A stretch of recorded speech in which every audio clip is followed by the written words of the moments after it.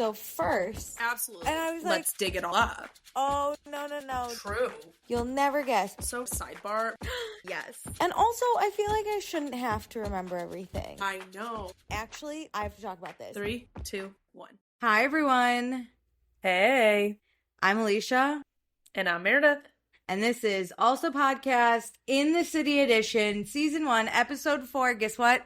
I still hate Kenny. No way. I do. I wonder if there's going to be one episode I don't say that. I doubt it.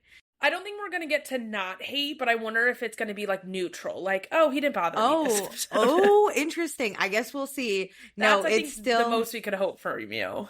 100%. There's no way. Yeah. If you think I'm going to like a toxic, terrible man ever. Yeah. You're never going to give a man his flowers. The problem is he is a very good villain. As I've said, I'm going to hate him, but he's a great villain.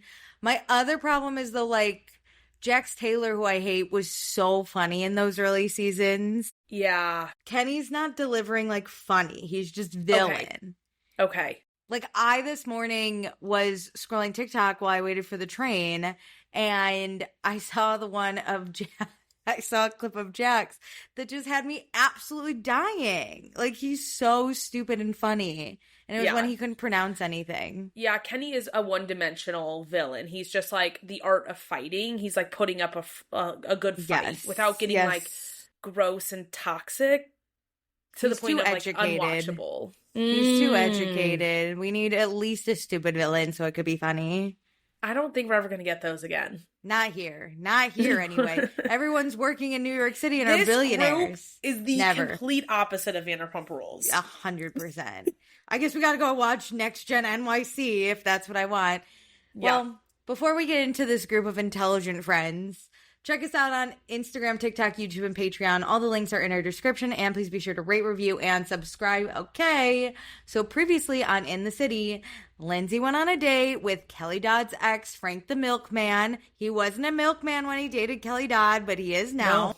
Back in business here. Amanda found an apartment for a year-long lease without discussing it with Kyle. Whitney moved in with Kenny, but Kenny is missing a spark. So Lexi told Whitney that Kenny feels sparkless, and at his birthday dinner, Whitney brought up the missing spark. So, how many times do we think we could say the word spark? Yeah, but you saying spark is making me think of when Brittany on The Valley was like, I lost my sparkle. And I'm like, lost my sparkle. I hope Kenny doesn't ever learn the term sparkle. Oh my God. The spark and murky, I never want to hear in a conversation again. I'm so over it. It's becoming a don't say word like moist for me. I'm like, murky, it's on my no-go list now. I hate that term. Before we get into it, before we get into anything, you know how in Housewives when there's like an argument over a word that was said and it's so trivial and it doesn't matter? Yeah. This reminded me of Housewives, which was weird. When they're like, I didn't say that. Yeah. And we're like navigating the telephone path and it's like, okay, can we all just agree that this isn't what was said? Like, no, truly. This is getting so dumb about finding where the blame is going to lie on one person. And I hate when we get to that point. Anyway, so we're at Kenny's birthday dinner and we're ruining it because Whitney just brought up what she heard about Kenny being sparkless. Hey, shout out to her for being willing to ruin that man's birthday because, to be honest, I don't think I would have the balls to do that. Just birthdays are like a weird thing, but like, hey, thank you for giving it to us for the show. If it's just the two of us, that makes it way more awkward. It's ruined. So Kenny says he's used to a storybook mindset, and now he has to think about a lifelong commitment, and he's having a hard time getting excited about that, and the spark isn't there. I don't understand what that means, but okay. Because when he said, like, oh, I'm used to a storybook mindset, I was like, okay, like, you're thinking fairy tales, this is real life, real life's harder, but then he goes, and I don't know how to do long term. I was like, wait, no, one thing about fairy tales is they are long term. They live happily ever after, okay? Until they die, they are together happily. Those two are the things that go together. I think you don't go with long-term happily ever after fairy tale, that stuff. But like, what? So Kenny clarifies that they do have a great spark and they're in a great place.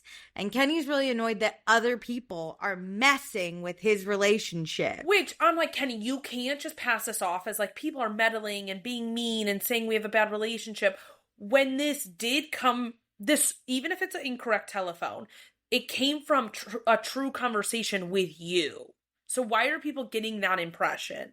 I understand that different things, like things can mean different things, right? Like it can have different meaning. But if you don't really explain your meaning, it's going to be implied, which is what's like happening. Especially with Spark. Like I get what, like the murky, later when we get to that conversation, how that conversation plays out. But when we're talking about a spark in a relationship, people think you're like Kyle and Amanda of what we know about them now. You're not having sex for 4 years and you've got nothing going on. Mm-hmm. So he says that it was taken out of context because Whitney is great. So why is Kyle dumbing it down to them having no spark? Even though dumbass, that's literally verbatim, but my bad. And then Whitney also brings up the murky comment that Andrea had said to Lexi, and Lexi told Whitney, and Kenny says he never said that. And Whitney just wants to know that this works, right? She's hyper emotional. She just moved in with this man. And Kenny says Whitney has done a lot, and that's why he is so protective over her. And he's also still healing from the loss of his mom and worries that this is affecting their relationship. This is his first birthday without his mom. He gets emotional. Whitney just wishes he wasn't so fearful of the future, but he says he's working on that. So they put the drama behind them. It's messy for sure with his grief. And this is the first time that I feel and understand his grief, because in that first episode, he talked about being a playboy in his grief, and I was like, no, sorry. But this, I see more. I understand him. He is going through a lot. Him tearing up, saying this is his first birthday without his mom. Like, all of those firsts are definitely very hard. The one thing I didn't like in the convo is when he said that he wishes he sorted his grief out before him and Whitney got serious. Mm-hmm. And I was like, yeah, but, like, that's not how grief works. You don't just, like, get through it in, especially with a parent, you don't just get through it in a 6-month period and say, okay, like, yeah, I'm going to be better now. And so I wish he would focus more on, like, how to navigate grief while being in a long-term relationship, because that is what you're going to be forever, like, for the rest of your life. Well, 100%. If you choose the long-term relationship, like, the grief will always be there. Mm-hmm. Do we think Kenny's in therapy? No. And okay. I do hope he does, because, like, you can see how much his mom meant to him, like, through those 100%. Like, emotions, and that's so sad for him to deal with.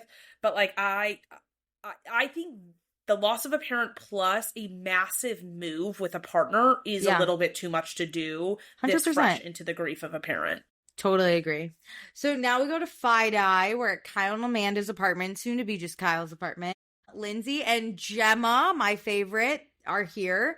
The dogs are away because they're not used to babies, and Gemma must be protected. Yes. Priority number one. Priority number one. And then Amanda is like, oh, Lindsay, change of plans while we're packing me up. I signed a great apartment with an insane outdoor space, which is really just a balcony, but that is insane in New York, but hilarious. But it's a year-long lease. And Lindsay's face totally dropped. Dude, this is a wild scene to watch. With Amanda saying they found an amazing apartment. Seems like it was month to month, maybe furnished, was going to be perfect, fell through. Totally understand that, like, your dream falls through, you need to pivot. But we pivot to the complete opposite of what she intended in all capacity. It is no longer furnished. It's no longer month to month. Like, what are we doing here? Why don't we wait to find something that does work for us in the situation we need?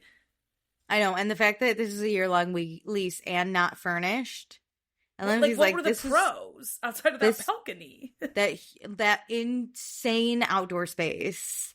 Girl, I could find you some leases with insane outdoor space, I feel like, from afar even. So Lindsay's like, this is a huge change. And she asks Amanda if she's talked to Kyle about it. And Amanda says he hasn't weighed in on it, but she talked about it to him. Oh my God, this is the exact issue I had when we talked about this last episode. You got so up in arms about him over Labor Day, and you're going to do something worse to him. And you're like, no, I talked at him. So, like, same. Yep. And let's just make this worse. My enemy, Katie DeLuca, comes in the door. And so Amanda updates stupid Katie DeLuca. Which Katie not even knowing tells me, like, Katie Amanda's DeLuca just, like, making these decisions willy-nilly. Yeah. And is like, oh, let me update my friends as we're here to pack up my stuff to move into this 1-year lease. And her friends, again, are shocked. Yeah. So Amanda hasn't, like, thought this decision through. I can tell. She already signed, so we got to pack up half her shit. It's the 1-year lease of it all. The furnished, not furnished. I feel like finding furnished apartments is a little tougher. So, like, if that's something you have to budge on, fine. Like, let's buy more furniture. We have enough money to do that. Month to month is probably... lease is crazy. Yeah, the lease is probably the one you gotta... That should have taken priority. She got nothing. She could have at least found a month to month. Just admit that you do not want to be with your husband. At least in your interviews. Yeah. And she's going to take a bunch of the shit because she bought it for the apartment, which no, I want to see whose credit card was used. I'm going to be honest. I don't even care whose credit card was used. If you are leaving and you had promised you were going to do a furnished apartment and you chose on your own to switch that up, I'm keeping everything now. You don't really have a say if you're Kyle. She doesn't let you speak. No. Yeah, he's not allowed an opinion on any of it. He wasn't allowed an opinion on if they were going to separate for short term, if it's going to be long term, if she's going to take half the shit. He just literally has to sit there. He can't say a goddamn word at all. So I don't get how she makes me feel bad for him. Yeah. Lindsay's even having trouble processing this. Down to the paper towel roll. Even Katie DeLuca was like, girl, just go on Amazon and buy a new one. Yeah. Katie DeLuca was like, you have Amazon, you're good. You know you're in the wrong when Katie DeLuca's on your side. But Amanda's like, hey, this is necessary. Which, I don't see why taking the paper towel holder is necessary. And she acts Where's like he to put it? He robbed her once, and so now she gets to rob him. She acts like this is tit for tat. Like, he has done so much to me. We know that she tells him that he's wasted 10 years of her life. Okay, which is so just terrible. She's getting him back with one paper towel roll at a time. Get back. Take those cups at the top shelf he doesn't even know exists. Okay, like that stuff's fine. And I'm like, take the fucking paper towels at that point. I thought that's what she was going to take, is the actual paper towels. Take the spoons and the forks, but leave the knives, you know? Yeah. Normal people shit. It's like when you go to your parents' house and you're like, yeah, no, I'm taking this. Like, I deserve a little bit of toilet paper for free. This is like what I would do with my ex. I would steal the paper towel holder. Like, that's like petty-ass bullshit. Yeah. And that's where she is. Like, you're right. She's Katie Holmesing him, but she's not doing a good job on the PR of it. Oh my gosh. He has an inkling. He has an inkling that this is not what he thought it was. 100%. And she's not like inching it over like slightly every 5 minutes. She's not moving it just a little bit. She's doing gaping changes and crazy things. Exactly. So Katie DeLuca tells us that she's been having unprotected sex with her husband because she's trying to have a baby. I hate when people say we're trying. Just tell me you're raw dogging it. I got it. I know what you're going for. That just be like, I pulled the goalie. Like, yeah, we're just trying to fuck some more. Because what do you want me to ask? What your schedule of fucking is? Like, how much of this do you need me to know as your friend? I'd respect more people if they were like, we're fucking unprotected. We're not using condoms. I'd be like, oh, look at you. But Lindsay's not fucking unprotected because she's just trying to get laid. And she's got a friend. His name's Dustin Lynch. You might have heard of him. He's a country music star. Even I've heard of this guy. God, this is crazy. And this weekend, he's going to be here. So, he was supposed to perform at her wedding to Carl, which, let's just get the info out of the way, because they tell us later, and I was shocked. She didn't know Dustin at the time, but he was going to perform at her wedding, but then the wedding was called off. And then a few months ago, she was in Nashville, and she met him, and they hit it off. This is crazy. This is Lindsay's aura. For people who maybe knew, which I don't know why you would watch this show and not watch all seasons of Summer House. Also, I don't know why you would watch Summer House just for the scandal and wouldn't go back to the old seasons. This is the aura of Lindsay Hubbard, okay? Of course she pulls a country music star. 1,000%. But when that breakup announcement happened, like in the press, when Carl and Lindsay... Carl's a mess. The headlines were going. Carl's a mess. I was like... Never in my life would I have thought 3 years later we're sitting here and Lindsay is telling us on another TV show that she is trying to get with the guy who should have been playing at her wedding. The lore of Carl and Lindsay's wedding cracks me up. It's insane. Why do you think I wore my Carl's a Mess sweatshirt? Because this would make me a mess. I'd be like, damn, really? She didn't get with our ex-wedding singer? Oh my God. And also, how expensive was that? Like, this wedding was about to be a banger of a wedding, too. They were flying Dustin Lynch out to Mexico? They were going to Mexico with it? That's crazy. And you didn't even know him? You didn't know him until after? But all those people, lost their deposits. Why couldn't, he also play? We should have had the whole wedding go on. Sheena Shea wanted to see Dustin. That's why she was even there. So true. Everybody was like, so the wedding's going as planned, just without the wedding, right? No. But he's on the East Coast doing his tour, so he's going to meet up with Lindsay. I love it.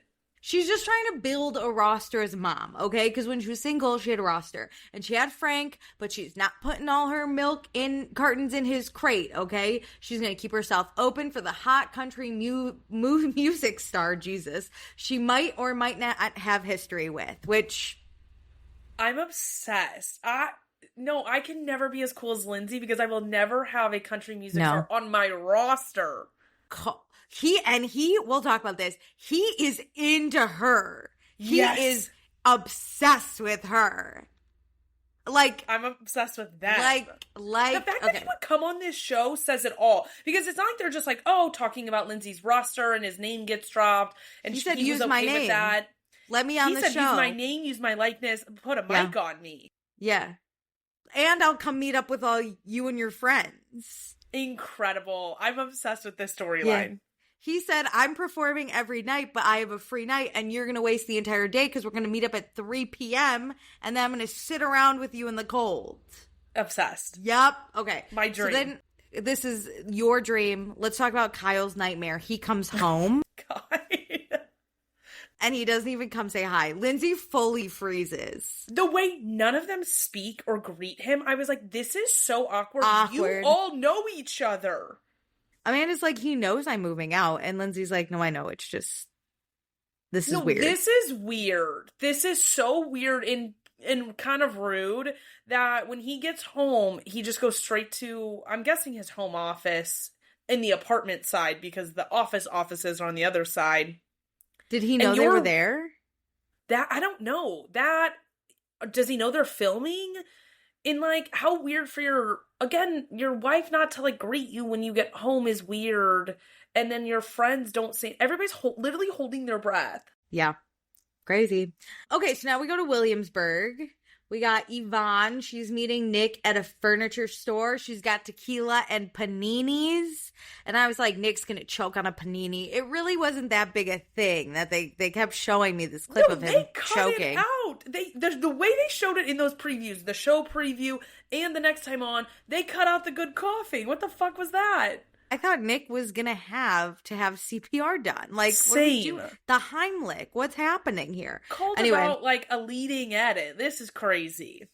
So Nick has a business where he restores and resells classic furniture. He has some very famous clients he's not allowed to talk about, which tells me they're not as cool as Dustin Lynch, who's obsessed with Lindsay, so I don't care about how it's a cool business. This is a cool business. Yeah, but I'm not dropping my celebrity names unless I really need to. This is a really cool business. This is cool. I thought he was a loser, and this gave him a few more points in my book.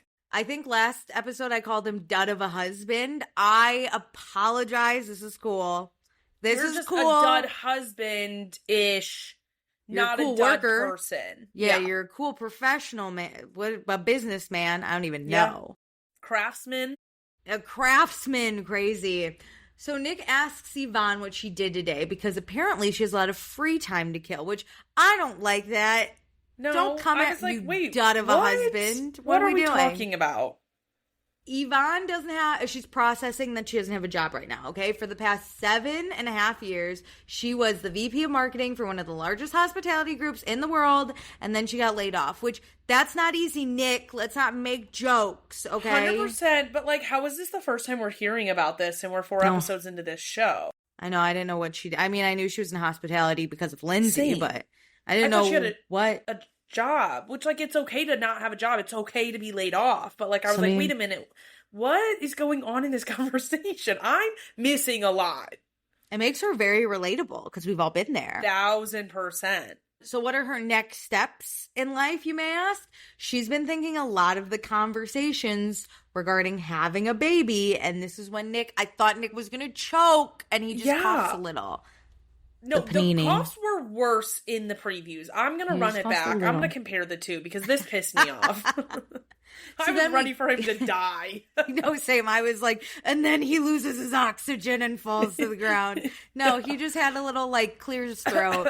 Yeah, it was a little like lame. Anyway, so then we cut to Fi-Di. We're at Lindsay's apartment. Andrea and Lexi are here. Lindsay's getting them a little drink, but you shouldn't drink for 3 months if you're trying to conceive. At least men shouldn't, because it helps their sperm. And I was like, oh, we're all just raw dogging out here, aren't we? Just let me know. Yeah. Well, we know half these people are pregnant now, so yeah. Well, Katie DeLuca's not, which I've heard they've suffered from, like, 2 miscarriages, they have. So, like, sorry to you, but, like, sorry to her. A lot happening with this group, but it makes sense. They're all raw dogging because we had 3 pregnant people since Danielle's had the baby. They're all finishing within each other, so great. You didn't need to. So every time Lexi and Andrea come around, they get really excited about babies. And Lindsay's like, good, my plan worked, because Gemma is the type of baby that you're around and then you get excited to have your own baby. She is a good kid, it seems like. So Lindsay, good job. And she's using that good kid energy to bring more kids into her friend group. Yeah. And Lindsay's so far from what we've seen is a really social mother, where she's like, I'm going to have a life and I'm going to bring my baby, but I'm going to hang out with my friends while we do it. But it helps if your friends have kids too, because then you can just corral them, like we saw with Georgina, where you just put them together, maybe you have a nanny there, and you drink wine. Exactly. But I feel like as a childless friend, my friends with children don't want to bring them around me. But if they were smart, it wouldn't work. But if they were smarter, Lindsay's like, what if I just keep bringing Gemma around and then all my friends will have babies? And then, like, I'm not the only one. True. So Andrea always said he wanted a boy, but after being around Gemma, he doesn't care as long as the baby's healthy. And Lindsay's like, well, can you have a boy anyway so Gemma can have a boyfriend? I'm dying. Also, Andrea's, like, just so tuned in. Obviously, Lexi is too, but it's, like, so cute because we already know Andrea as very attentive. So watching him in this dynamic and his attentive energy be about a child, I'm, like, swooning. This is the perfect setting for him. No, I love him. Okay, so then we go back to Williamsburg to the furniture store, and Nick's like, I know you want a baby. And Yvonne's like, no, we want a baby. I was like, oh no. When Nick proposed, he said, and I quote, I know your maternal clock is ticking. No. I'm sorry. Rejection. No. Proposal rejected. Here. How dare you say that to me when you're proposing? No, I hope that was like a misquote. I'm praying that it was just like a conversation around them getting engaged, not in the actual ring has popped out. Hey, I know your maternal clock is ticking. Yvonne, you're so beautiful. I love you. And we got to do this now because your maternal clock is ticking. Will you marry me? TikTok, baby. Let's go. Because, okay, if he did say that and then he's like being sketchy about having kids, 10 times worse. I don't think you should say that at all. But if you put that in your speech, it's time to pay the piper. Well, Yvonne is like, we discussed this. I said I wasn't getting engaged unless I knew you were going to have a family. So we've gotten married with the intention of starting a family. And Nick's like, well, we'd be good parents, but I'm just worried about the time. And Yvonne's like, the time is now. What? Why are we worried about time? We just got laid off. We have plenty of time. There could be better time. I was like, yeah, she needs something to do. She wants a family. It's all working. Get her pregnant, dude. And then you do your furniture thing as you've been doing. And then when she gives birth, you could take your 3 months off or whatever. And I don't know if he could. But okay, then don't. It's his business. He can work whenever. And then she cannot get a job and just be pregnant and a mother for a little bit. We're on a TV show, so it's like this is now her job. You're getting cash, bro. Like, what are we doing? I feel like this is perfect because not to be cynical, but like you already wanted a kid, so like you're in it for the right reasons. But now we're on TV show, we're getting paid to do that. I don't need to get a job, and this is a storyline. Like this is the time, if I've ever seen one. If I was living this life, I'd be like, yeah, no, actually, I've never seen a more perfect time in my life to have a child. Yeah, done of a husband. Just impregnate her already. Yeah. What are we waiting on? This is the best on all the TV shows I've watched on Bravo. This is like best case scenario for baby. And I've seen a lot of babies come into this world unprepared. Y'all aren't really struggling for cash. You seem fine. You got celebrity clients. I think you're good. Yeah, keep signing those NDAs and let the bank, climb up. So yeah, Yvonne's like, our plan is to have a baby together. And she feels like Nick is really pushing the goalpost on her. Yeah. She's not getting any younger. She even lies about her age. She says she's 22. She's actually 39, which I don't believe in lying about your age because, like, you look great for 39. What are we talking about? You look terrible for 22. Give a shit about my age like that. I've never been someone who...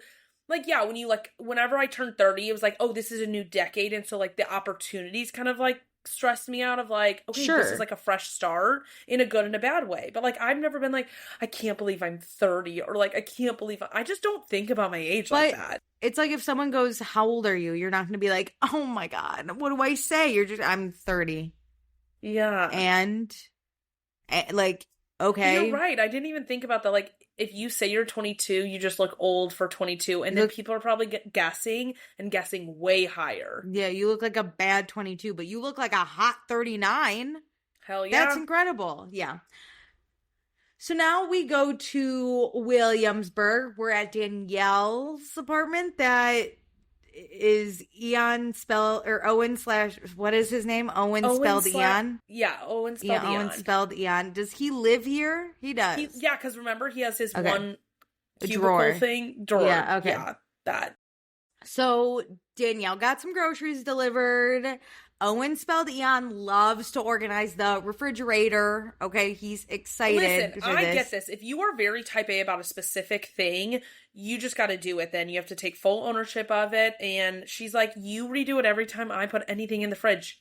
I'm going to sit down. You just do it. You do it. So Danielle tells Owen what happened with Lindsay. At the end of the day, Lindsay was receptive towards the apology that Danielle gave. They're doing baby steps. And then they went to this brunch thing that Lindsay invited her to. So Danielle went. And then Amanda and Kyle were very annoyed that Danielle was there at brunch. And Amanda apparently wants an apology. And Danielle says Amanda's not getting an apology because she grinds Danielle's gears. And Owen spelled Eon is like... weird to bring that up at brunch. And Danielle's like, yeah, it was. Which I agree. I still think it's weird to demand an apology because Lindsay got one at a different brunch too. Do you think Danielle is like, I know because not a lot of people like Danielle, but do you think she is just salivating now that everyone also is grinded by Amanda? I live for when my enemies fall. It is, I specifically keep some people on social media with access just to watch their downfall. It's a dream of mine every time. Yeah, like she's not going to say anything, but the public scale. Oh yeah. I bet at the reunion Danielle will have some words, but she just won't go out of her way and Wes Wilson it with a podcast out of nowhere just to say it. You know, she's gonna speak up at that reunion though. Of course, because her and Amanda will be face to face, but she would never go like you said, Wes Wilson, and just talk about it third party because then that makes her look bad. But now she's just like Amanda grinds everyone's gears, and look at that. I know more than you know of what's ahead because we're a few weeks behind. I've seen some previews, and I actually think some of it's in the preview at the end of this that like some of this crosses over. That like Danielle. And what Amanda's been up to and what Danielle's accused of, it's really going to make the reunion make Danielle look less petty than if Amanda had done none of it. Let me tell you. I'm not a huge Danielle hater. I'm in the minority on that one. But man, good for Danielle. She knew ahead of time. She knew before all of us. That's what people are pointing to is that one clip on Summer House where she said she, I think, didn't trust Amanda or something. Yeah, she couldn't trust. Yeah. Least trustworthy in the house. Yeah. Some people just grind your gears, and then when they grind everyone's gears, you could say, I was first on the train. But it's always terrible to be a first hater. It is. Because people think you're just a hater. Yeah. You get a lot of grief early on. And then once it turns, you've just been there forever waiting for people to come. Mm-hmm. So Danielle started dating Owen spelled Eon 4 months ago, or 4 months after he was separated from his ex. Sorry, excuse me. So, which is not bad in their version of the story. Sure. There was an article by Bravo and Cocktails that said that Danielle is a homewrecker. And then when they were out one day, Katie DeLuca's husband, Matt DeLuca, even though that's not his name, DeLuca is the maiden name. I don't care. It's Katie DeLuca. We just want to make sure people know when you go to search for these people, that isn't their government That isn't their name. I will call them Mr. and Owen Mrs. spelled DeLuca. Eon and Mr. and Mrs. DeLuca for sure. Yes. Okay.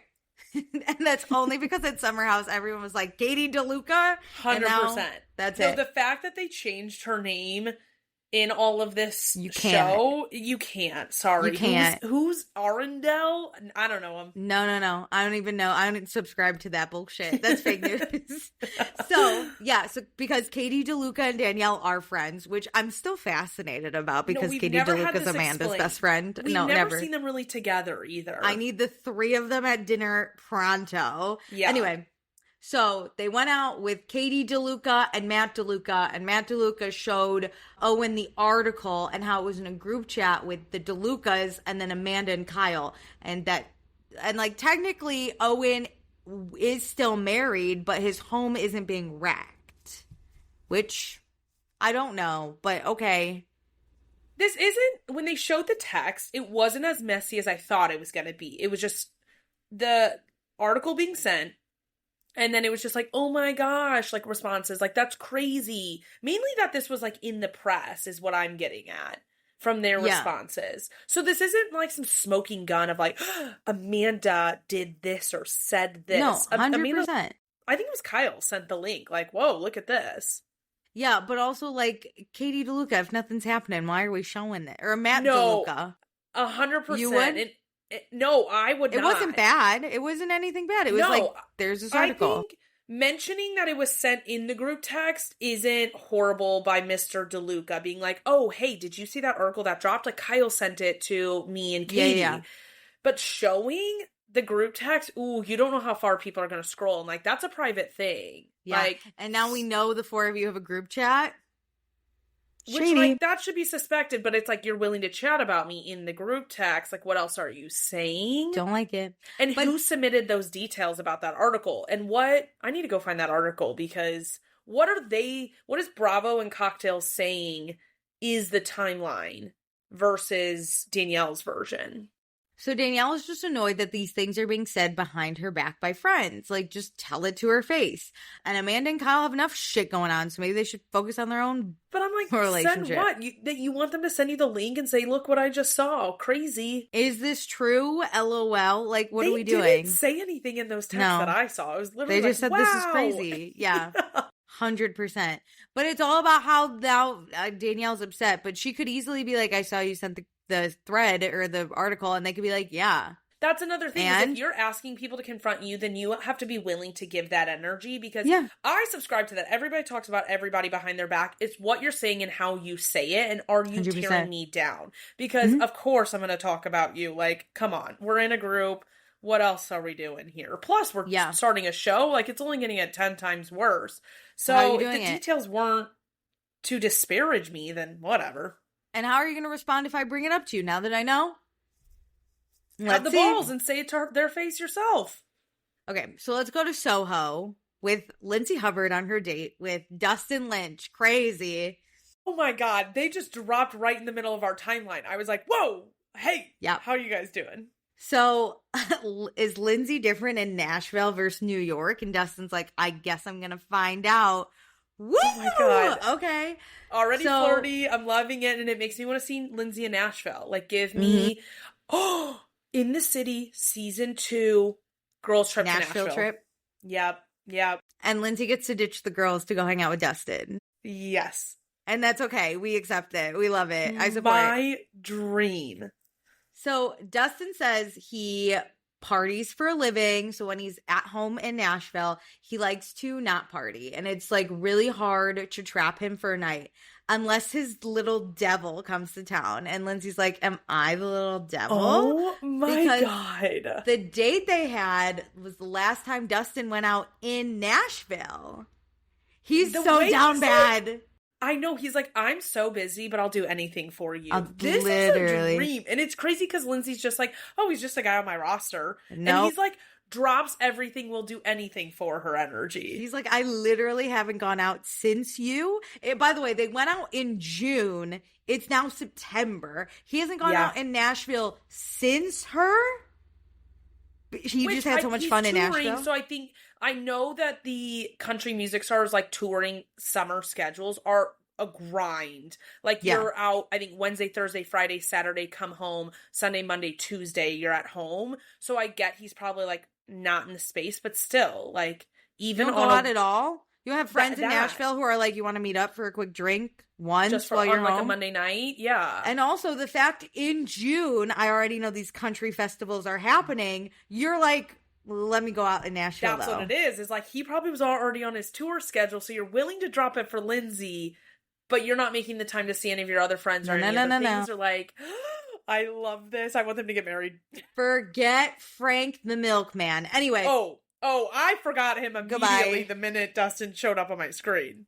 So Lindsay, in June, when she went out with Dustin, wasn't mentally or physically ready to have sex, but she's ready now.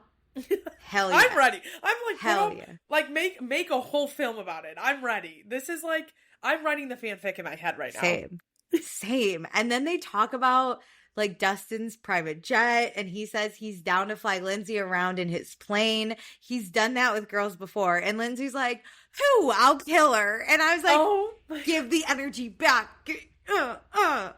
Yes. I'm literally so obsessed with this. And I swear to God, if this was just for the show and somehow they put this, like, airs on, I'll never forgive production. Even if they don't get together, that's okay. I need somebody to write a movie about a girl who's supposed to get married to a boy.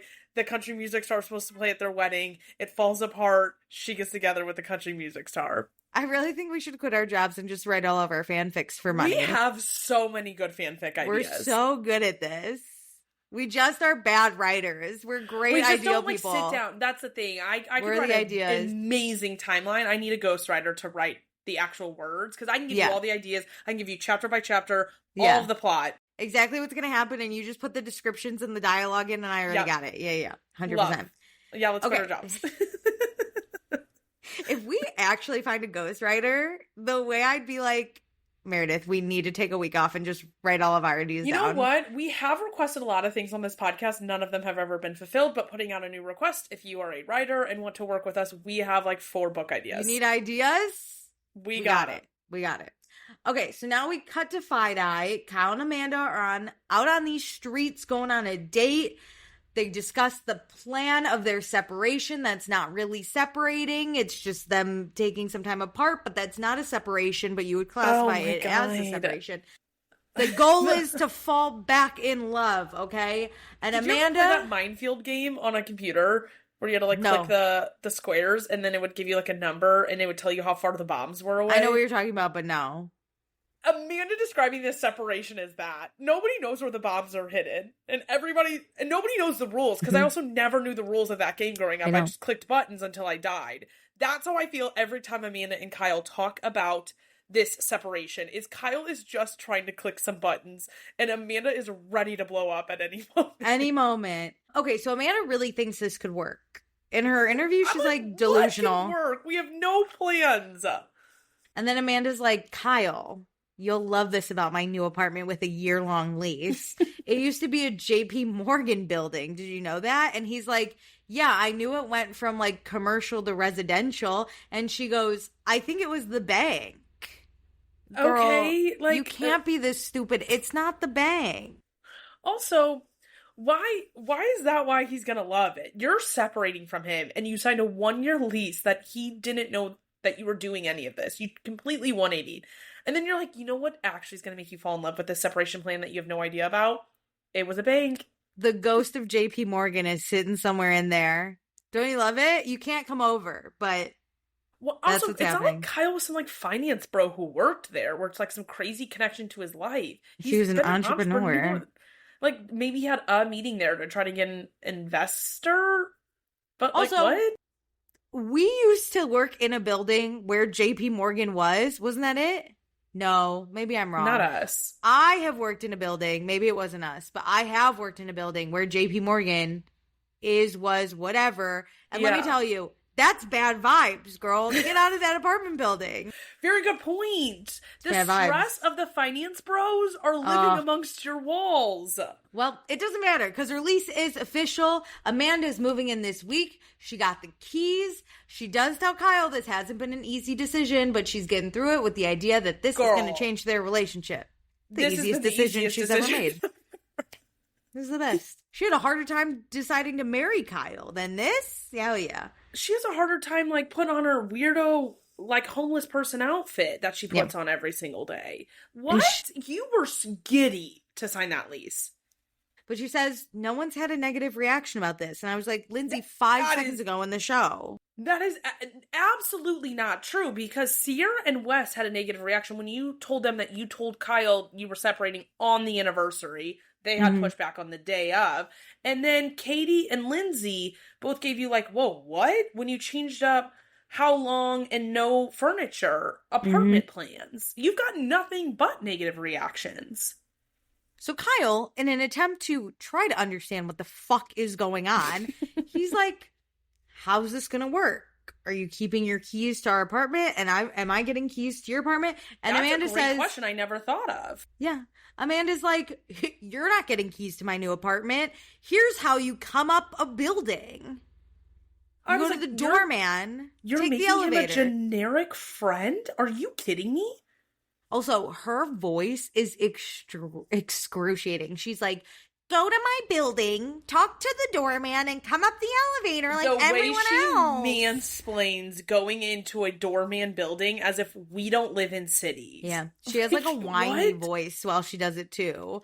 And then Kyle being like, oh my God, so are you going to do the same? Like, yes, obviously she like keeps the key because why are we going to take that back? But like, are you going to reciprocate when you come over? And she's basically like, no. I mean, I'll give you a little text.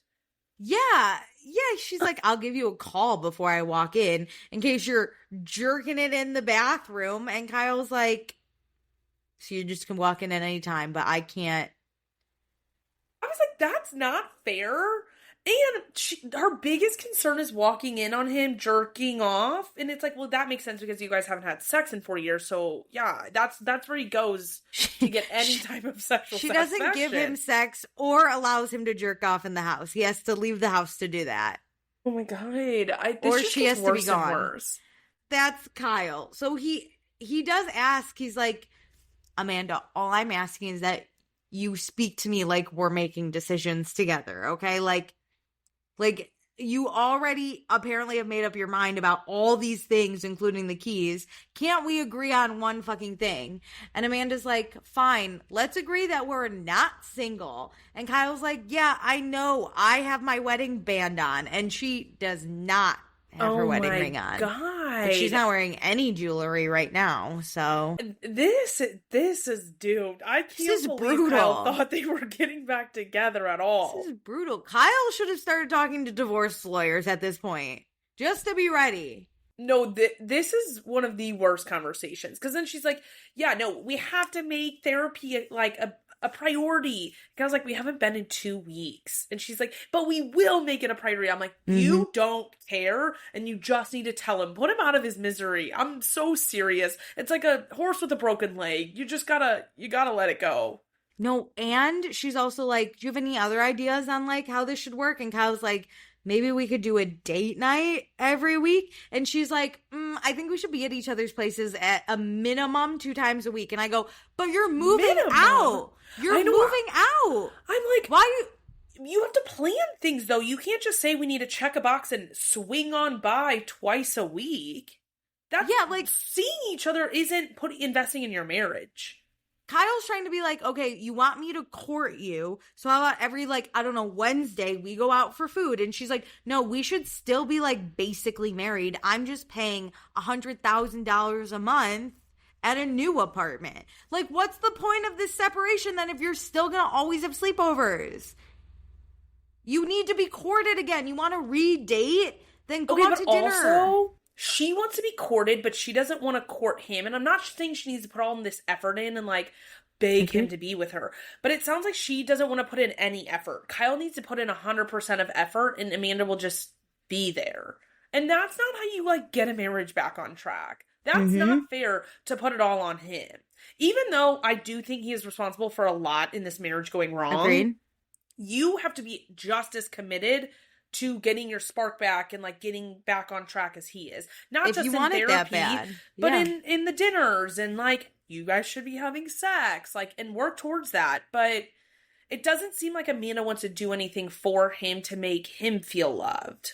It's like, again, he did a lot in that marriage, and we understand why they are separated. But now she's like, you have to make it up to me. And it's like, that's not going to bring back the spark. He's going to end up resenting you. Like, this isn't a healthy relationship.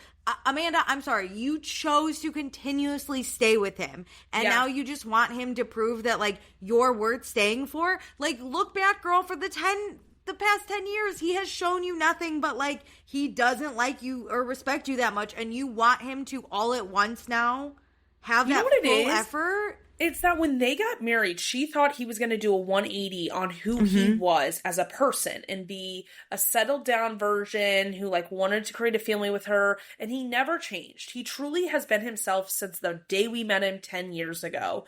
And so now she thinks that by doing this trial separation and saying he needs to court her, that this will be the moment he does his 180 change. But that man's not going to change. I think, like, little things you could change. Like, I told you, like, buying me flowers is important to me, and he could get into the habit of, like, buying you flowers. Transactional things like that, yes, somebody could change and add to their routine. But that man is never going to settle down. He's never going to leave the clubs. He's never going to stop drinking. He is that social butterfly. And you either accept it or you move on. You get out.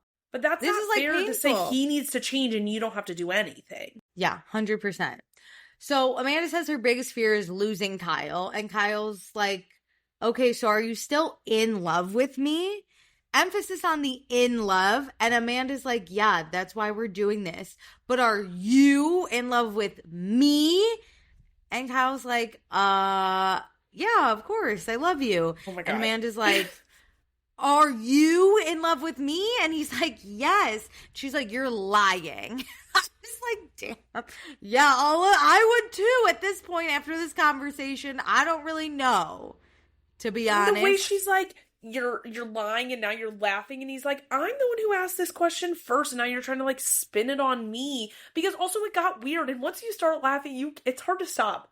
I was weird giggles. It's a weird conversation. Kyle's not the one asking for a separation. You are. So he's like, are you in love with me? Yeah. And she's like, yeah. He's trying to figure out where you're at. That's why I never want to see you again. I'm in love with you. Duh. Are you in love with me? I wish they could both cut the crap, and I think Amanda would have to do it first, because Kyle's, like, literally just following her lead. Kyle's kind of trying. I think he's scared. I think Amanda's processed this already. She's processed the idea of losing Kyle. Yeah. Right? Kyle has yet to process the idea of losing Amanda. So he's not there yet to, like, cut the crap. He looks at it as a door and they haven't opened it yet. But Amanda's opened it. She's looked around. She's explored it. Kyle is like, that is a possibility. I've thought through, like, what that means in a high level sense, but I've never opened the door. Yes.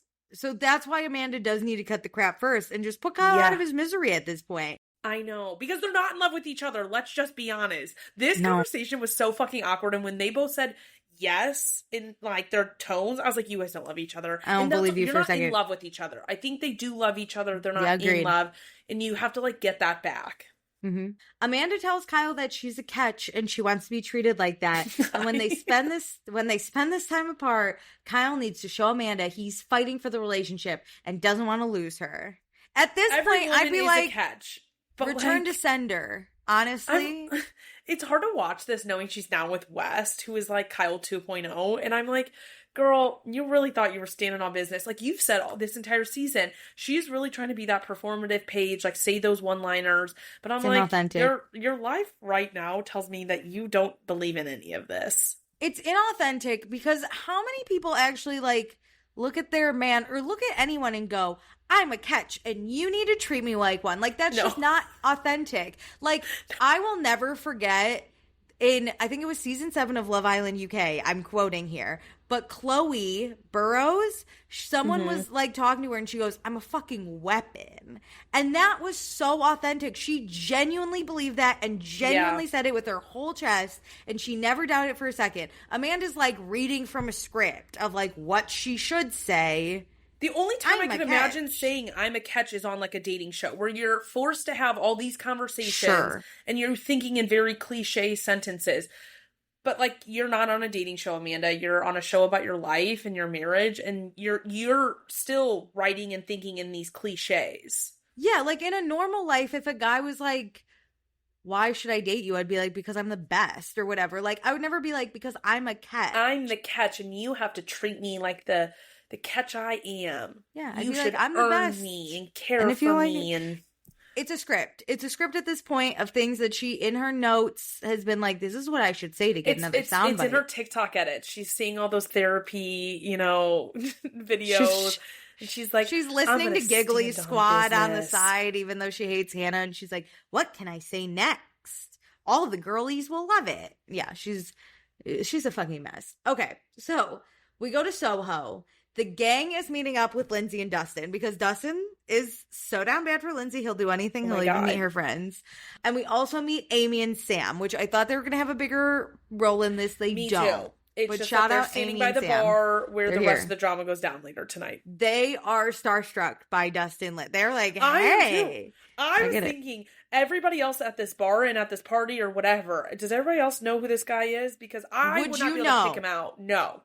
Oh, no. Okay. So, like, if he was just at a bar and someone was like, this is my friend Dustin, you'd be like, cool. Yeah. Because I couldn't in a line. Even if they said rando on this bar, like, I would not know him by his looks or even if just somebody introduced him by his first name. Okay. But if someone was like, this is Dustin Lynch, would you go, I my would know God. who that is. Yeah, I'd be like, wow, that's amazing. I would for a second be like, oh, the country music guy? Because I've never actually seen the face and put the name until now. I just know he does music. I think I know that name like in such a way that I think if I met another Dustin Lynch who is not the music person, you would know. I think I think the person introducing them would be like not the music person. Oh, I was gonna say if this Dustin Lynch and a different guy who looks nothing like this also is Dustin Lynch, I would respond and go, the music guy. Okay. If it was a normie named Dustin Lynch and he goes, hi, I'm Dustin Lynch, I would honestly, be like, wait a minute. I have no idea what Dustin Lynch looks like until this moment. I'd be like... See, I think I would assume, but I'm not someone who ever would like fangirl out. Okay. If I'm meeting someone especially in a like personal relationship setting like this, it's just like, hey, I'm Meredith, nice to meet you. And in my mind, I'm like, holy shit, is this who I think it is? Really? Honestly, I'd be like, Lindsay, I don't give a fuck if he's famous. He's hot. What are we doing here? The way he looks at you, yeah. What are we doing? What are we doing? Okay, so Andrea says, he doesn't have a cool bone in his body. He, in front of Dustin, Lindsay, Sam, and Amy, he's like, hey, Dustin's a good-looking guy. Y'all just friends? And Lindsay's like, oh my God. And Andrea, he's like, I just want you to get married. And Lindsay's like, Jesus fuck. This is so funny. Georgina today, she's going through it. She told a patient she would get something for their boo-boo. Which, not the worst thing ever. I thought she would say something way worse. I would have laughed if it was me. Yeah. I'd be like, thanks, Mom. I appreciate it. Yvonne's here. She's finally meeting Dustin, who Lindsay gushes over all the time. Okay. Dustin's like, I gotta come back here and hang. He's a big science nerd, so he wants to do all the museums. And Yvonne, being a real girl's girl, is like, oh my God, Lindsay can take you. She loves all the museums. And then at first I was like, wait a minute, what? In her interview, she's like, Lindsay and I know nothing about science. Obsessed. But what a thing. If he's back and he wants to go to a museum, he'll hit up Lindsay. Because if she had said, I hate science, he might not have hit her up. Yeah, but I think Lindsay is so known for who she is, that she would not want to do this. She'd be like, go do your fucking museum bullshit. No, and then she would meet go me with at the him. nearest rooftop. She I would go don't think with so. him. I think she would. I think he's had enough that she would do it, for him. But Yvonne is a real one because she's like, Lindsay. Also, though, Lindsay Here's gave another herself moment you away. can hang out with my girl. Because when Yvonne was like, oh my God, Lindsay loves science, Lindsay gave her a look. Dustin was luckily behind her, but Lindsay was like, huh? Okay, so good news. Kenny's here. Yay! He's with Gavin, not Whitney. Whitney had what? Well, I was like, okay, where's your girl at? You literally complained about her not being invited to things. Where the fuck's your girl? She didn't have any friends. This is the perfect time for her to make friends. She's at an event. I don't know what the event is, but they cut to her making influencing gluten-free bread, which I doubt is the event at night she had to do, but okay. If she's at home making gluten-free bread, they did her making it. She's just dirty. She's telling you about it. She's just I bought this bread. I need them to clarify because You guys are all on that she's not invited to shit, and then made it look like she willingly skipped something and that they came up with a story that she wasn't going to be here. She said, this is going to take way more than 20 minutes for me to film this video, and I have to do it at night when everyone's gathering, okay? I couldn't have done it earlier today because my job is being an influencer. I have to talk about this gluten-free bread. I just find it crazy. Why are we eating gluten-free bread at night? If you bought it that day, it makes zero sense. But this clearly was like an ad deliverable, whatever. But I'm like, I don't like you guys cutting this in here at this moment. It just is messing with me. Because also, I believe Whitney would be there rather than just sitting at home making bread because it's Dustin Lynch. Like, we're all going to meet Dustin Lynch, and any famous person that's about to be on our show. Mm-hmm. So what you doing? Anyway, they talk about how Whitney loves a dad joke because that's what it said on her dating profile on Raya, where Kenny found her. And Gavin was like, I didn't know that. But yeah, the 1 year for Kenny and Whitney was this past week, along with his birthday, and people talking shit about him. So what a week it's been, The way he says that last, zinger line, and everybody's got him. What? What are you talking about right now? Kenny really ate that. Am I right? He said, oh, it's a great week. It's the 1 year of me and Whitney meeting and my birthday. And guess what else? People are out here talking badly on my name. Third big event that you guys all know what I'm talking about, even though I'm talking in this weird riddle. Everybody's shit talking me. You know what? You all are shaking in your boots, in your country Dustin Lynch boots. I know it. Fucking whatever. So, they talk about how, because then people are like, what? Okay, how was your birthday dinner? They missed the third part, which, he really thought he hit home. And they got stuck on, bullet point number 2. How was your birthday, Kenny? Yeah, so he said it was really good, but then Whitney came in hot with some random noise and random bullshit and drama. And it's just ridiculous to do to someone who just moved out here. So now I wouldn't call this random. This is your relationship. This is important. That, and also when he's like, this is ridiculous to someone who just moved out here. She's not being bullied. No, nobody's making fun of the shoes she's wearing. We're not like, oh, that loser just moved to New York City. We're like, hey, girl, this is what your man's saying about you. It's not like, isn't it crazy? Oh, you're wearing those shoes. That's a very West Coast thing to do. On the East Coast, we wear these. That's petty bullshit for somebody who just moved here. We're talking about how you said you have no spark in your relationship, and she should know because she just moved her entire life here. Hello? I feel like it really is. Andrea says it later, but it's like talking to a wall. But Andrea says he's the wall. I think Kenny's the wall. There's just no... It's weird because Kenny cares a lot. And he should. His level of care is okay. But then the way he tries to, in his words, downplay how dumb this is very contradictory. While the topic being their relationship and she moved her whole life, also being serious. The math isn't mathing. I'm like, Kenny, just say you care a whole fuck ton and people are trying to blow up your relationship and it's in a precarious spot because she did just move here. You could have an argument here, but you're not doing it right. He refuses because if he says that it is insane that she just moved here, that's a point for Lindsay. So he has to be like, nothing is wrong. And you know what I mean? Get that it actually isn't, because Lindsay was not actually shading him. She truly was asking questions. And yes, it had an undertone of shade because like, this kind of is crazy. To Lindsay, this is crazy. And to me. But like, my guy, you're doing too much and too little all at the same time, which is very hard to do. You and Amanda are really on the same page. Can I tell you? I would have, if I was part of this friend group, which Lindsay might have to recruit me at this point because I hate Kenny, right? So no love lost. I would have so much fun destroying him at every opportunity because it's hard when you're arguing with someone you care about because then you get a little passionate and you can get really upset. This would be fun for me. I'd be like, just invite me so I can ruin his night. Like immediately I would just look at him here and be like, calm down. Just have a happy birthday. What are you bitching about? And then that would probably send him over the edge because I said he's bitching. The worst case scenarios, a little giggle would come out at some point, and that would send him to the moon. I know. I would have so much fun. But poor Lexi's the one that takes it up, and she's just not as strong as opponent. I'm sorry, Lexi. She's getting the brunt of this because she was the messenger, though, which, like, Lexi didn't do anything wrong. She said, hey, I heard people talking about your relationship. I'm telling you what people are saying. Yeah, Lexi I just wish Lexi had a little more oomph to her, you know what I mean? Even if she didn't have as much, like, power as Lindsay did, I wish she could just literally look at Kenny and be like, you're losing it. Like, all I did was tell your girlfriend what the streets have been saying.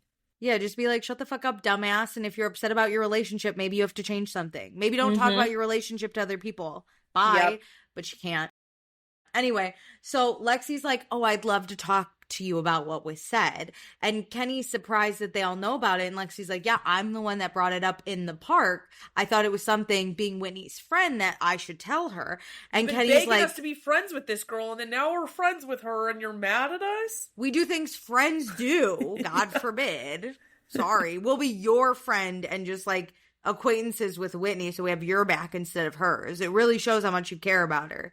True. But okay.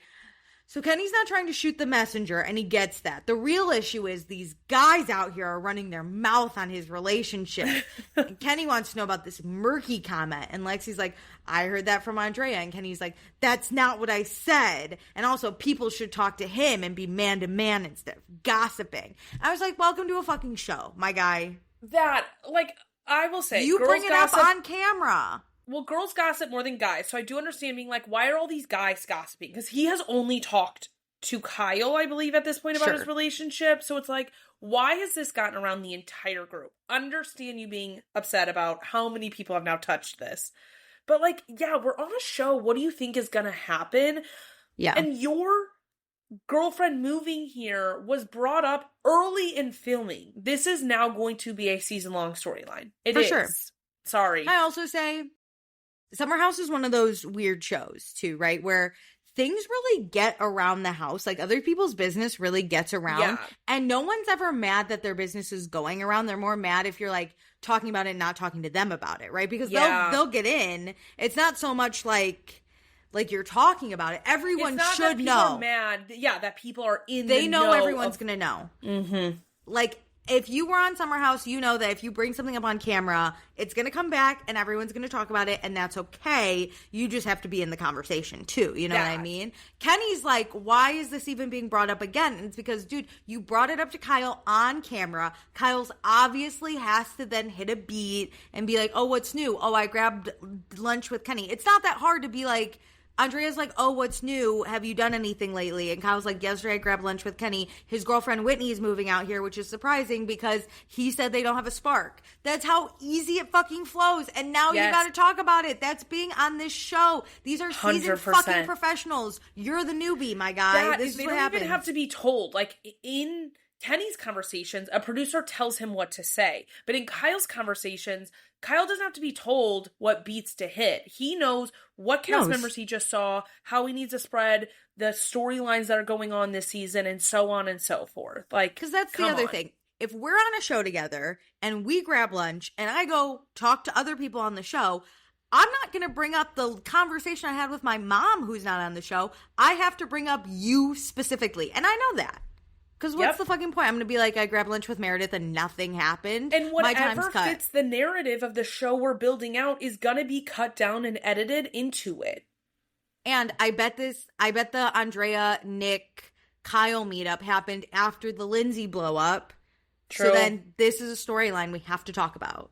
Mm-hmm. Anyway, Kenny, welcome to reality TV, you ditz. Anyway. Yeah, like, we're all going to talk about each other. Like I said earlier, everybody's friend group actually does that, whether you're on a show or not. So, like, you got to stop being mad that people know things. And then Lexi's like, we're not gossiping. That's my husband. We're going to tell each other everything. Lock in, Lexi. I liked that. Uh-huh. And then Andrea comes over and Kenny's like, what's this I hear about the word murky being used in my relationship? That it's murky pisses me off. No, I hate the word drama. I hate that it's like, I may have said something that implies and falls under the definition of the word murky, but I never said murky. Literally, Sorry, Kenny I said something that's a synonym to the word murky, but I didn't actually say an M word. No, Kenny is literally sitting here like, actually, Andrea, what I said was, I don't see the future in our relationship, okay? It's not clear waters. And Andrea's like, murky. So murky. No? So I summarized what you just said, and I came up with murky.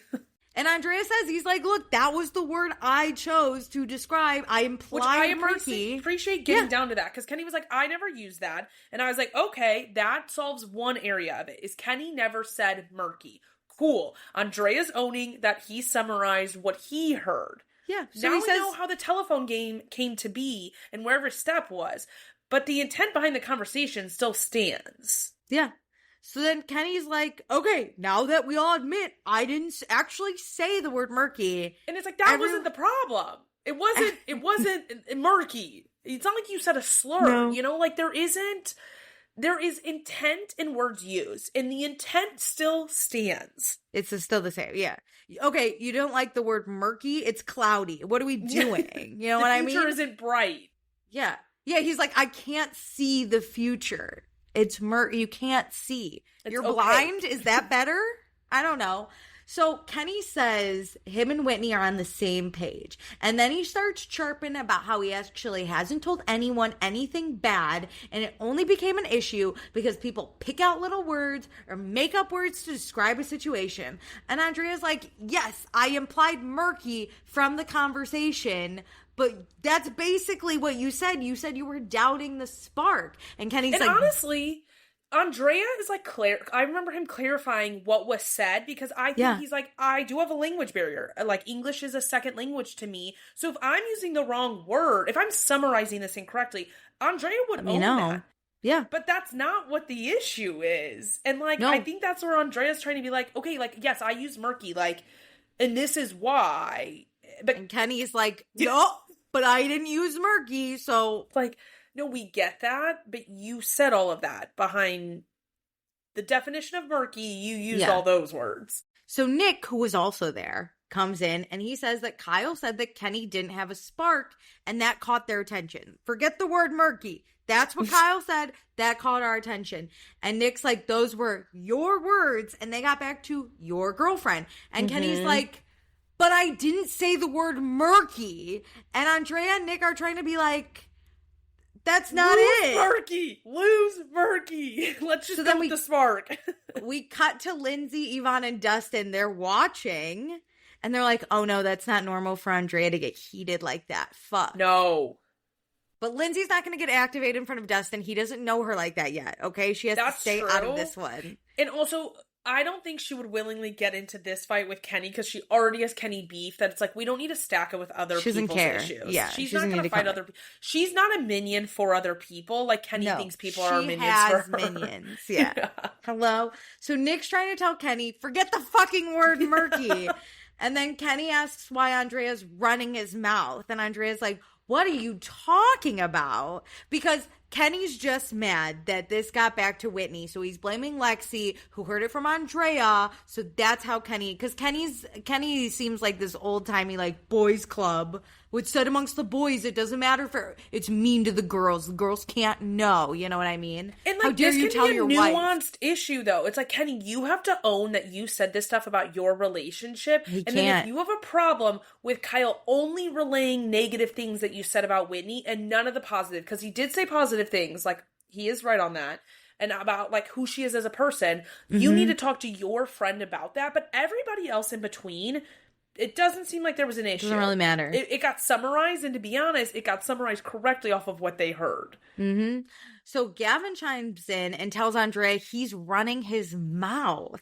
And Andrea says he's not. He's talking to his wife about what Kyle said. And Kenny's like, well, Kyle's not here, so now we get to talk about it with you. And I was like, that's not how that works. No. And then Andrea gets really mad because Kenny won't listen to Andrea, and he's not a wall. And Kenny continues to chirp about how there are half-truths and there's no reality to this. And I said, I can't wait for Whitney to see the tapes. I bet she still stays with him. Well, yeah, because we know they're, like, presently together. But it is interesting that, like, Kyle isn't here and Whitney isn't here, and those are the two other main players in this. And so it just kind of feels stupid. Why bring it up? Because we're, like, yelling about the term murky, which we cleared up how that got started.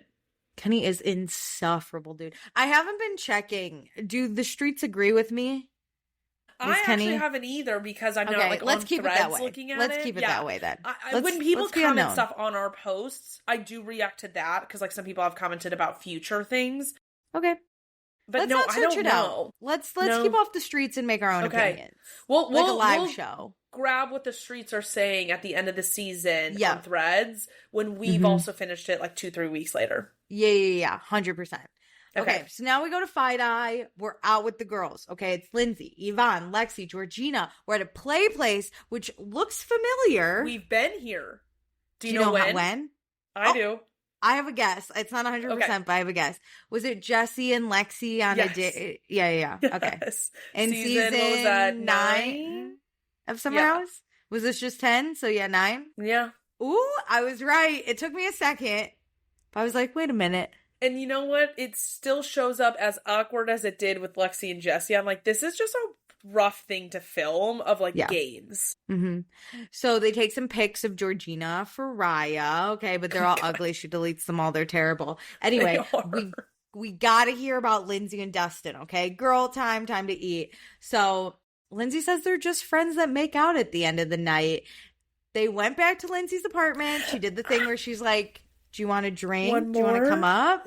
And so she invited him up for a drink. They didn't drop their panties. She only has had 2 makeouts since since her breakup. Which Frank not and surprising Dustin. to me. Why? She was with Turner for a little bit, and then Yeah, but it's been like 10 months since Turner. So I'm Yeah, like, Lindsay, but- let's get back in the saddle. And you're I guess postpartum. Your I was about to body say, is changing. It's how young Gemma was when they broke up. Not that it's been 10 months since Turner. It's been like less than a year since Gemma. So I think that's the cause, not really. Yeah. I think it was her body only of the breakup. She said in June she wasn't mentally or physically ready to have sex. Totally so get fair. that. Now Mhm. she's testing out the waters with a little makeout. And that's you know what I mean? tough to be like the first. Well, I don't know if her and Turner were sleeping together. What was going on during their, like, you know, pregnancy, post Gemma, like, time frame. But the first person you have sex with after you have a baby outside of anything Turner, that's a scary thing. It's like the first time again. You're like, you gotta get back in the saddle. From the little I know, I hope it is Dustin because he seems to be so down bad for her. Anyway. And I feel like he would be so sweet and gentle with her, like, and really understand. And so I was like, Lindsay, why aren't we fucking him? But I get it. Do you think he was like, Lindsay, I want to, but I want this to last longer, so we're just going to make out? We're writing fanfic. It's all fake. We're writing all the fanfic. I have so much in my head. So Lindsay likes only seeing Dustin a few times a year. He's easy breezy, you know, and she doesn't want to do serious right now. So I get that's that. fine. This seems like the perfect person to have on your roster because she has that house in Nashville, so she'll be there every once in a while. He's obsessed with you. He's traveling all the time. That him being busy is like her being mentally unavailable for a relationship. It puts him in a similar boat of like willingness to date, but casually. But Yvonne, best friend, tells us this is fake. Lindsay wants the happily ever after fairy tale. She's going through it. And Lindsay, she's guarded. And Yvonne says, Lindsay had 2 breakups kind of in a row and a baby. Yeah. There hasn't been a lot of healing. So she's just distancing herself. And maybe this is her time to process everything and heal. And that's great too. But that would be so much harder to do it with a country music star, because not only has she had 2 breakups, 2 public breakups, where everybody was itching for information, so she started dating him. That's all she's thinking about is like, if and when we break up, and like that will make it happen. It'll make it come true, because you're just like, all you're thinking about is the breakup. So who has to court Lindsay and she doesn't have to do anything about it? Dustin Lynch. The milkman? Oh. No. I feel like she needs to have a fling with the milkman to get it out of the way. And then she needs to sleep with Dustin first. Fling with milkman, like a 2-month thing. Okay. And then start up, and then that's what makes her realize like she does love Dustin. But Dustin needs to court her for sure. He needs to put more to be like, you have to trust me, I would never hurt you kind of thing. And he has to make it private, and so it's not a public love affair. And so then they get like 6 months under their belt where like nobody knows. No, I love it. I'm team this. So well. I'm team this. A reality star and a country music singer. Get me the writer. I have the bullet points already. I'm in it. Okay, so now we got to talk about what happened with Kenny. And Lexi's like, oh my God, Kenny was on a warpath last night. And no one's heard from Whitney. And they're all like, probably because Kenny went home and flipped the story around to make Whitney hate us back or whatever. That's going to isolate her from this group, Kenny. If no, you want literally. Her to have friends, pitting her against the friend group isn't going to work well. You're making it harder because look at the girls out right now. Winnie could be here, but you're making the girls seem like bad people. True. Like, we can't talk about what Kenny has done and invite your girlfriend to that tea spilling. Whitney might be busy, though, talking about gluten-free bread. We don't know her schedule. Gluten-free bread is eaten more during the day than at night, so we have to film another TikTok video. But she did film at night, apparently. So maybe we don't know her schedule. We have to learn. Who knows? The life of an influencer. Okay, so Lexi doesn't like that Kenny went after Andrea. Kenny was so on this word murky, but it's about the spark comment, and that's what he's missing. And Yvonne is like, they would never even be having this conversation if he just said he was excited to marry Whitney. I was like, true. Guess who ate with that? Which Yvonne it doesn't even have to be married. And like, excited that she's coming. Like, if you were just in a positive mood about the outlook of your future and your relationship and her moving all her shit in, like, that's all it would be. That's enough. Like, any excitement. It doesn't even have to be marriage. He's excited that she's always happy. Remember that one? Can I tell you what? Somebody did comment something on our post and said that Rachel Lindsay, the Bachelorette girlie. Yes. She said on her podcast that Whitney was moving to New York, or at least getting an apartment in New York with Rachel and like another friend, maybe a fourth, but at least 3 anyways. So this whole like, I'm moving across the country to move in with you, it was like kind of already happening without Kenny, but because of the show, I guess she did move in with Kenny for the show's sake. So this like, I gave up all this stuff to be here, like, isn't even true, allegedly. And she has other friends? And she has other friends in this city. I knew that Bachelor Network went hard. Even if they're not your closest friend, like, you have groups outside of this one. Fuck? I don't feel bad for you anymore. I know. And it makes me annoyed with Whitney and with Kenny, because it's like, why are you both peddling this storyline? This is the storyline you want then. I know. That is, because like, it's not even a storyline. You didn't need this storyline, but it's the one you chose. It's like, he could have been pumped if she should have just done the roommate situation with the Rachel Lindsay stuff. Because it could have been like, I'm moving to be closer to you and to figure out this relationship, and there didn't have to be all this like weird pressure stuff. And then like your storyline, you like it's a self-fulfilling prophecy of like, Kenny's mad now. But like, is he mad because you moved in with him and you could have just moved into your own place? Like, that's kind of valid. This is weird. I don't like Kenny. And by association, I don't like Whitney. And now I'm feeling good about that decision. I don't know if it's going to be brought up at the reunion, because I think My assumption is Rachel said it Lindsay later. put that out after, yeah. Okay. But I liked Rachel Lindsay, so She seems to like really tell, I'll say her truth, because obviously there's multiple versions of truth, but like I don't think she would say this so publicly if it wasn't a thing. 100%. Okay, so great. Kenny also got Whitney a Chanel bag to make up for not having a closet. Can I tell you the first thing I thought of? What? Is Wes Wilson saying you only get people presents whenever you've done something really bad, and he compared it to Wolf on Wall Street. I was like, oh, we got another fancy present. Ooh, Meredith, you ate with that. Ooh. Oh like, my God. When do you buy someone a Chanel bag if it's not for their birthday, Christmas, or unless you did something wrong? Ooh, got him. You should be on this show too. We should just destroy Kenny's life a little bit. Anyway, I mean, we're kind of doing it from afar. Lindsay says Kenny loves buzzwords so much. Here are some buzzwords: narcissistic, manipulative, gaslighter. This didn't hit as hard as I think she wanted it to. No, I I didn't know. feel it. I need her to say it to him.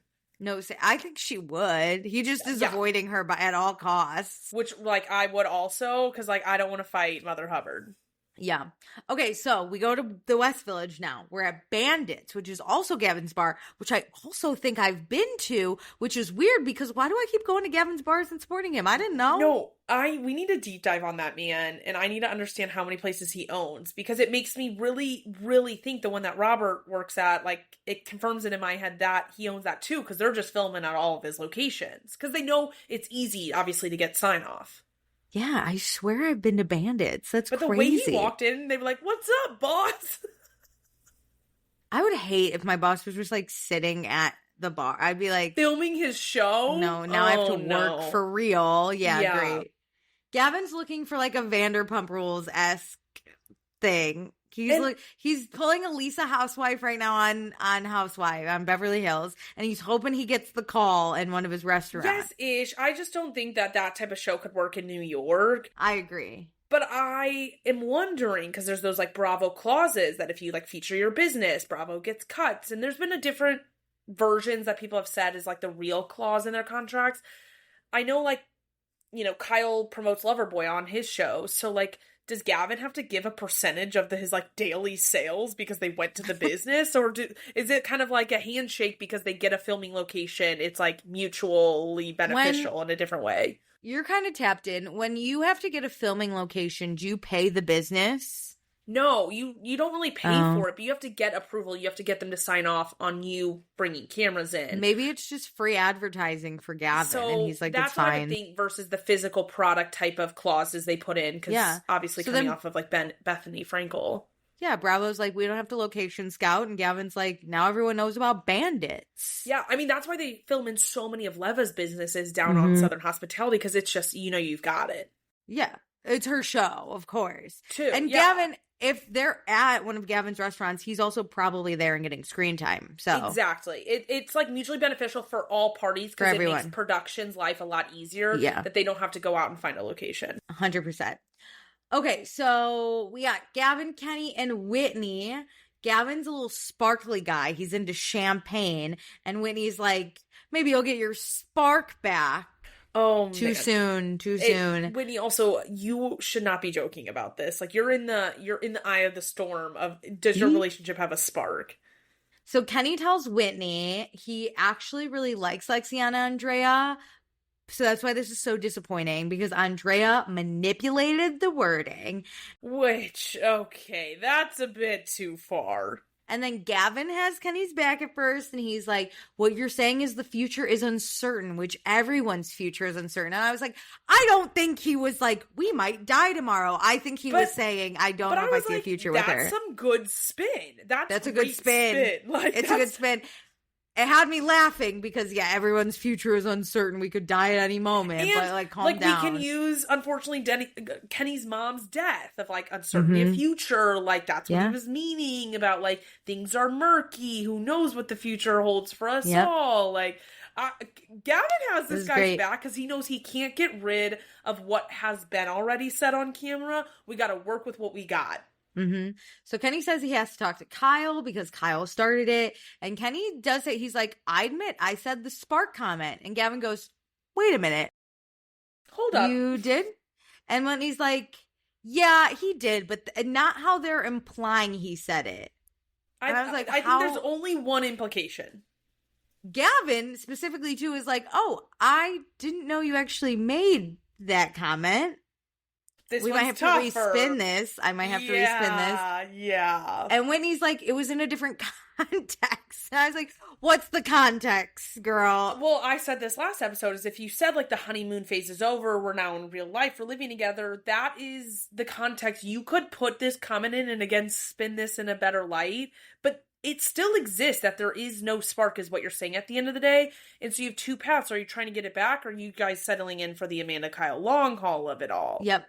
So she says they try to explain, and they're like, it wasn't about them not having a spark. Spark was referring to something different, and I really wanted someone to go, what was it referring to? Clarify. Finish the thought.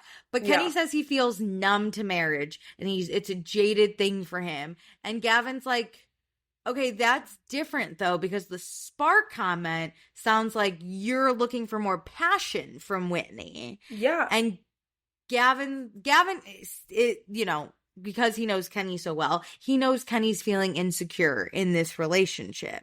So, like, he's just trying to have Kenny be, like, open about it. But Kenny says, what is the reason you're saying there isn't a spark? Because, like, the spark isn't a problem. It's, like, why? The why's behind it all. And so if you actually want to solve those problems, let's unearth it. So, I see where Gavin's going. And this is a good friend to try to dig into the problems your friend's having in their relationship. He's trying to say, okay, whatever you said, fine, but this is how it sounds when you say that. And so also, that's why like, how do we fix it, whatever the problem is? So Kenny says his relationship has been nonstop and traveling. And Gavin's like, okay, that sounds, quote, perfect. But perfect is kind of boring. So maybe that's your loss of spark. And Whitney says, maybe it's boring, but you do toxic situations. And Gavin's like, yeah, I'm not like trying to come at you. I'm not dogging on you. It's that we are all used to chaos sometimes. And when you settle down, not settle in a relationship, you lose the spark a little. You lose the tornado that is life. And that's good. But that does get boring. And so how do you make it fun without toxic? Like, what? Whitney. Yeah. And Kenny's like, you don't know what you're talking about. And Whitney's like, and I'm not boring. And I was like, I don't know, girl. If I had to put my money on one of those boring cast members, you're in the running. I mean, luckily you got, I don't know, Lexi too, but I know, you're looking. Like, Lexi's given more these days. You made bread. You made toast. Yeah. Lexi's at least out there with like Georgina, Yvonne, and Lindsay, you know. And Lexi's, spreading the tea. She's helping the story along, even if you are the story. Andrea said, this is how you reality TV, okay? You have to go to the park and hate your beats. And she went, okay. She said, I'm in. At least she did. Okay, so Kenny gets annoyed that Gavin's now making statements about their relationship. And Gavin's like, no. I'm trying to give, like, suggestions based off of what you said. Yeah. About the spark. He's trying to, like, help you and, like, have a therapy session with you as a friend and, like, help you dig deeper. Because he cares and he knows you so well. And yes, is he putting words in your mouth? Yes. But, like, what his hope is that, like, something latches on to you and you're like, yes. Like, and you build off of it and you, like, correct him about what he's saying and if it hits or not. But instead, they're just taking it as judgment. And this reminds me of the situation with Lindsay and Gavin at the Garrett on episode 1, where they were, like, saying things, even if they weren't fact, they were just trying to, like, dig deeper with Kenny about the relationship. And Kenny was not having it. And this is another moment where he's, like, not having anybody trying to understand or dig deeper on the relationship. No, 100%. It's like, it doesn't. You say something very vague of, we don't have a spark or the spark is missing. That could mean a lot of things. So Gavin's trying to say, like, let's clarify so other people don't run and go forth with this. Their own narrative. And imply murky at this point. Yeah, you know what I mean? Yeah. But Kenny just says it's not constructive. And Gavin's like, okay, but I'm being really open and honest because I would say this to you if Whitney wasn't here. So, like, this is a real talk. This is a conversation we're going to have regardless. And if you don't want it in front of your girlfriend because you think it's going to like piss her off, that's another problem. Sure. So what do you want from me? So Gavin says that Kenny's being defensive and he's, bummed, Kenny says he is being defensive because he's bummed after last night. He was attacked by everyone. And now Gavin's here attacking him again. Kenny's tired of defending his relationship. And I was like, you actually don't have to defend it. No one was really coming at it. I thought the same thing. Is like, if you in your heart of hearts think everything that everybody is saying is wrong and you and Whitney are in a good place, why are you so defensive? Like, I would be like, you guys are making up this narrative. That's not the life we're living. Keep rolling with it, though. You know how I always say, if people are saying false things about me, I would just come out and say that they weren't true, and then you can believe what you want, but I would make a statement. You could just say, my relationship is happy and healthy. Okay, what do you care what everyone else is saying then? You put it out there. But the thing is he can't say the things that would clarify that it's not murky or doesn't have a spark because he doesn't believe those things. So he can't 100%. say anything. He has to just attack the people commenting or asking questions on the murky and the lack of spark. Yeah, Gavin says he was just pushing for clarity, but Kenny says he was pushed to his edge. And he now says there's a level of animosity and jealousy from Gavin. And he walks out of the door. Crazy. He needs fresh air, so he leaves Whitney and Gavin behind at the bar. And Gavin, like, hugs Whitney or does something with her where it's like, hey, on the like, cheek. Yeah, like, I'm not trying to beef with you. So, like, and I hope maybe we pick up right in this same conversation, but I hope Whitney doesn't take offense to what Gavin was doing, because Gavin was being a good friend by, like, trying to dig in with his friend. I don't know. Anyway, next time on In the City, we have a party trolley. Kenny gets some info about his dad. Danielle brings up the blog and gets into it with Amanda. Amanda packs up her shit, but there was someone with Kyle last night in the apartment. Ooh. It's probably Danielle trying to murder Amanda. Just kidding. It's like heating up. It's time for my favorite bit. We got In the City or Out to the Suburbs, and it's where our favorite gets to stay in the city, but our least favorite gets to go out to the suburbs. Booted. Our own personal hell. Dun, it's dun, dun. It's an even episode. That means it's my turn to go first, and I'm going to send Kenny out to the suburbs. Bye. Hell yeah. Talk about someone grinding your gears. This guy. I would have so much fun destroying him. Let me loose at these bars. I would make his life miserable because I don't care. It's a double suburb send because I'm going Kenny as well. Goodbye, Kenny. He's never coming back to the city. If I have something to do with it, this man's never coming back. Half the reason is just because he kept shouting murky. Jesus Christ. He's so annoying. Okay, so now we have someone we get to keep in the city. And I think I did this last time too. Lindsay Hubbard, she's going on a date with Dustin Lynch. Are you fucking kidding me? She's so hot. She's so incredible. She's so amazing. I love her. And also not much like happened this episode. It was kind of filler. True. So. Also, I just don't think Lindsay is ever going to change her zip code. So she will be in the city for us forever.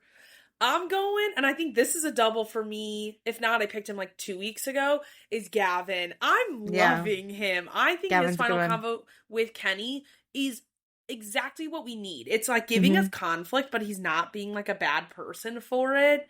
And I think he was giving Kenny some good spin on his like tragic 100%. And Gavin's fun. Like he's bringing us fun locations. I feel like I'm like on a little scavenger hunt around his version of New York City. Yeah, with all his bars. Yeah, Gavin's great. I really like Gavin. Okay, well, we'll be back next week. Let's see if I still hate Kenny. Okay, True. Can't wait. I can't wait to find out. I don't want to know what the streets are saying. Amanda's gonna grind piss me off enough. I mean, she's there. That's the only one there. I think who can dethrone Kenny for you. I have a feeling I'm going to be Team Kyle bringing someone in the apartment next weekend, and Amanda might get booted. At this point, I don't care. I already know the ending, you know? Okay, well, thanks for listening. Do all the things. And with that, love ya. Thanks for joining. Bye.